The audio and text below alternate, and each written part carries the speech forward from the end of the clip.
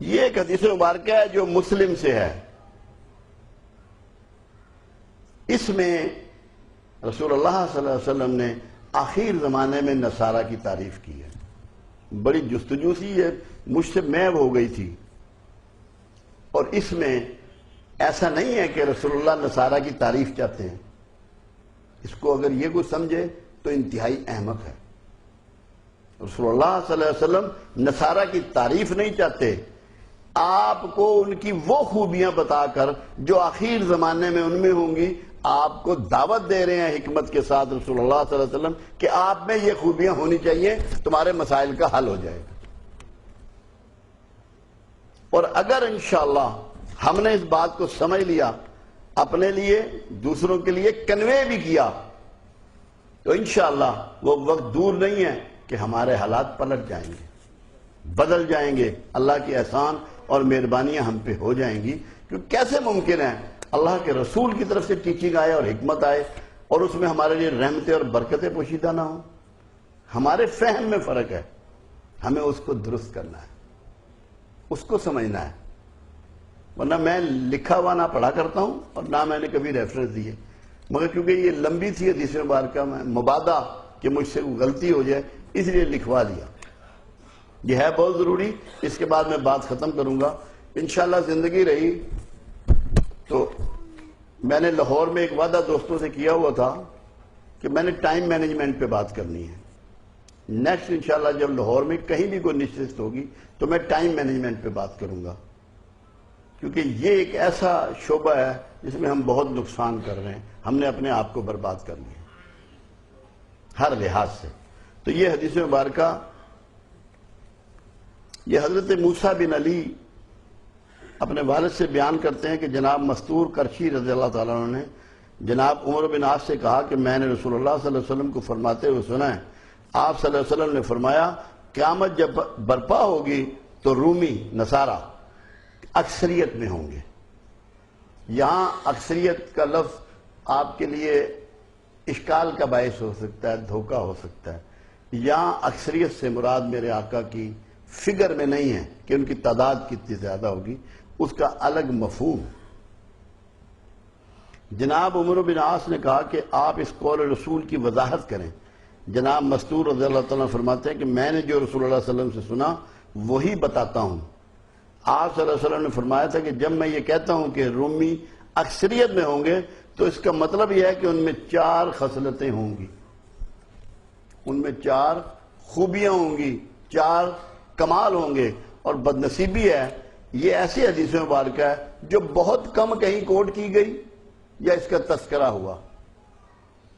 اور کام کی چیزیں اللہ کا شکر ہے ہم ویسے ہی عادی ہیں کہ ان کو جزدان میں رکھ کے اوپر رکھ دیتے ہیں، جیسے ہم نے قرآن کے ساتھ کیا ہوا ہے. لپیٹا اس کو جزدان میں اوپر رکھ دیا، نہ عورت کا ہاتھ جائے نہ بچے کا جائے کہ قرآن الکنڈ نہ ہو گئے.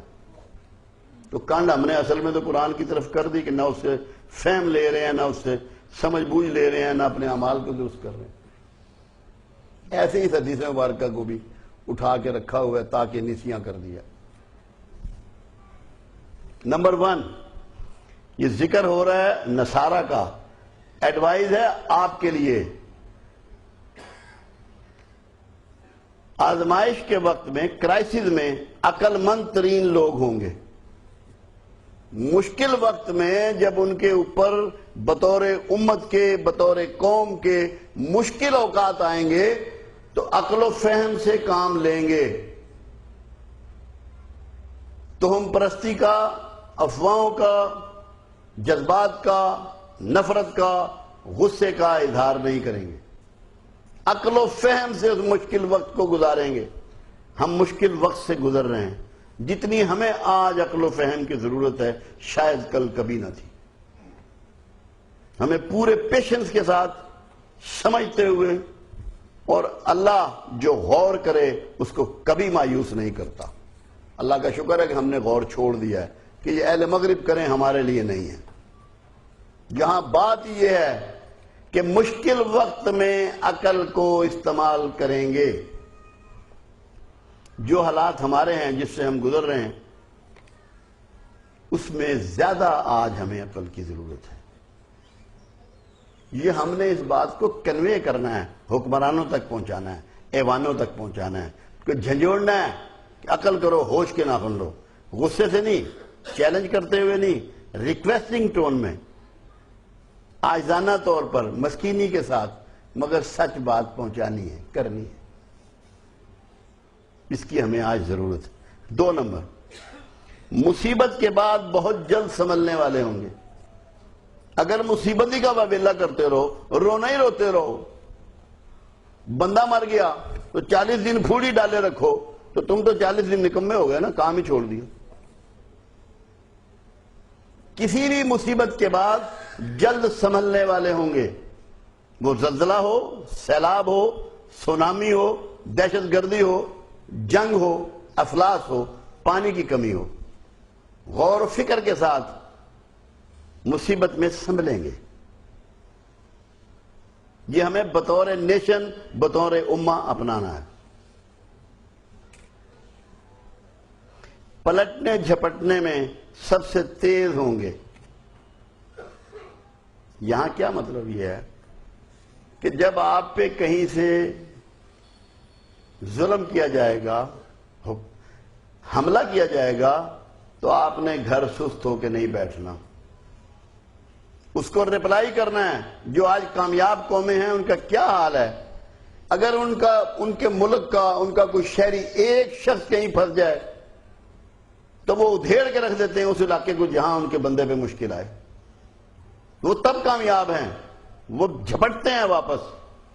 آپ چیل کو دیکھیں، باز کو دیکھیں، کوے کو دیکھیں، چڑیا کو دیکھیں، اپنے سے بڑے دشمن پہ وہ واپس جھپٹتے ہیں اپنے بچوں کے اور اپنے گھونسلے کے تحفظ کے لیے۔ تو ہمیں یہ سیکھنا ہے کہ ہمیں یہ فن سیکھنا ہے، ہمیں یہ کرج پیدا کرنی ہے، یہ حوصلہ پیدا کرنا ہے، ہمیں پلٹنا ہے، جدھر سے تیر آئے ادھر کو پلٹنا ہے، اندر نہیں بیٹھ رہنا، چھپ نہیں جانا۔ پھر آپ دیکھیں، جو اللہ کا شکر ہے ہم نے بالکل ہی چھوڑ دیے، مسکین، یتیم اور کمزور کے لیے سب سے بہتر ہوں گے۔ جو پسے ہوئے طبقے ہیں معاشرے کے، ان کی سب سے زیادہ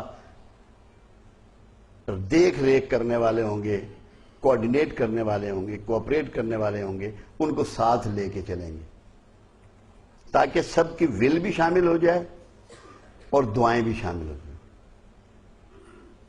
اور یہ ایک سب سے جو امپارٹنٹ بات ہے وہ اب آ رہی ہے، جو ہم بالکل لیک کر رہے ہیں، بالکل بھولے ہوئے ہیں۔ اور 5ویں بہت بڑی خوبی ان میں ہوگی کہ وہ حکمرانوں کے ظلم سے محفوظ ترین ہوں گے۔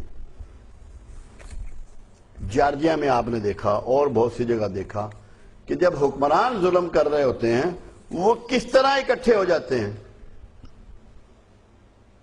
وہ کس طرح ایک سوچ بنا لیتے ہیں، پوری قوم ان کی ایک پوائنٹ پہ اکٹھی ہو جاتی ہے۔ حکمرانوں کے ظلم سے محفوظ ہو سکتے ہیں اگر جاگنا شروع کر دیں گے، اگر جاگنا شروع کر دیں گے۔ آپ کو پتا ہوگا کہ میرے یہ رائٹس ہیں اور مجھے ان کو کیسے حاصل کرنا ہے۔ ایک جگہ ایک پوائنٹ پہ اکٹھے ہوں گے۔ تو ویسے صوفیوں کی تو ایک پکار ہوتی ہے، مجھ سے کسی نے پوچھا صوفی کیا ہوتا ہے، میں نے کہا اس کے ہاتھ میں رات کو لالٹین ہوتی ہے اور گلیوں میں وہ پکارتا ہے جاگتے رہو، جاگتے رہو۔ میری یہی پکار ہے، جاگتے رہو، اللہ آپ کا اور میرا حامی ہونا۔